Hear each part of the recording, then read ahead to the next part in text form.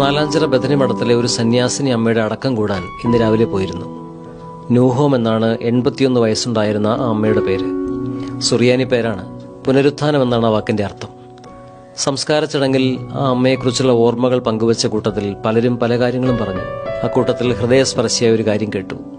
ജീവിത സായന്തനത്തിൽ ശാരീരികമായ രോഗങ്ങൾക്ക് പുറമെ ഈ അമ്മയ്ക്ക് ഓർമ്മകൾ നഷ്ടപ്പെട്ടിരുന്നു. ഒരു കൊച്ചുകുട്ടി എന്ന പോലെയാണ് ഈ അമ്മയെ സഹസന്യാസിനിമാർ പരിചരിച്ചിരുന്നത്. ഓർമ്മകൾ മങ്ങിപ്പോയെങ്കിലും ഈ അമ്മയ്ക്ക് അവസാന ശ്വാസം വരെയും ഉണ്ടായിരുന്ന ഒരു ഓർമ്മ, അത് വിശുദ്ധ കുർബാനയെക്കുറിച്ചുള്ളതാണ്. വെളുപ്പിന് 3 മണിക്കൊക്കെ എഴുന്നേറ്റ് മറ്റു മുറികളിൽ പോയി മുട്ടിവിളിക്കും, എഴുന്നേൽക്ക്, വിശുദ്ധ കുർബാനയ്ക്ക് സമയമായി.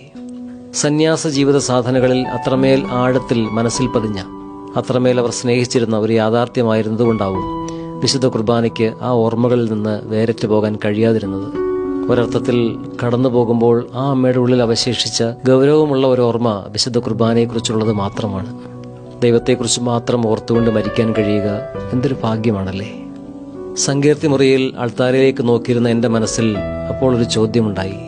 എൻ്റെ ഓർമ്മകൾ പൊടുന്നനെ ഇപ്പോൾ മങ്ങാൻ തുടങ്ങിയാൽ ഏറ്റവും ഒടുവിൽ അവശേഷിക്കുന്ന ഓർമ്മ എന്തായിരിക്കും? അറിയില്ല. എങ്കിലും ഒരു പ്രാർത്ഥനയുണ്ട്, ദൈവമേ, അത് നീയായിരുന്നെങ്കിൽ.